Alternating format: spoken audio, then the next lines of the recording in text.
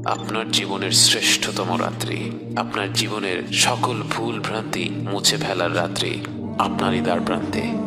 একটি রাত যা হাজার মাসের চেয়েও উত্তম, একটি রাত যা জীবন ভর ইবাদত করার চেয়েও উত্তম।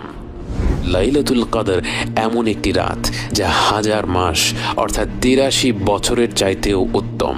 কত রকম ভুল ভ্রান্তিতে আমরা ডুবে আছি, অথচ আল্লাহ তাআলা আমাদের কারো জন্য লাইলাতুল কদরের মতো মহিমান্বিত রাত্রির দরজা বন্ধ করে দেননি। রাসূল সাল্লাল্লাহু আলাইহি ওয়াসাল্লাম বলেছেন, লাইলাতুল কদরকে রমাদানের শেষ 10 রাত্রিতে খোঁজো। মনে করুন একটি লটারি হচ্ছে, আপনাকে বলা হলো 1 থেকে 10 নম্বর টিকিটের মধ্যে যে কোনো একটি অবশ্যই জিতবে। আপনি কি তখন কোনো টিকিট বাদ রাখবেন?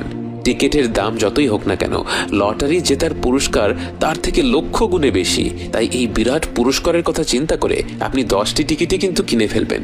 অতএব আমাদের উচিত শেষ 10 রাত্রির প্রতিটি রাতে আমাদের শতভাগ প্রচেষ্টাটা করা। তার পাশাপাশি হয়তো যেই রাত্রিগুলির কথা বিশেষভাবে এসেছে, যেমন 27-এর রাত এবং বেজোর রাতগুলো, সেই রাত্রিগুলিতে আমরা বাড়তি কিছু আমল করতে পারি। কিন্তু অবশ্যই অন্যান্য রাত্রিগুলিতে, বিশেষ করে 27-এর পরের রাত্রিগুলিতে যখন খতম তারাবি শেষ হয়ে যায়, তখন যেন আমরা আমাদের ইবাদত কোনোভাবেই কমিয়ে না দেই।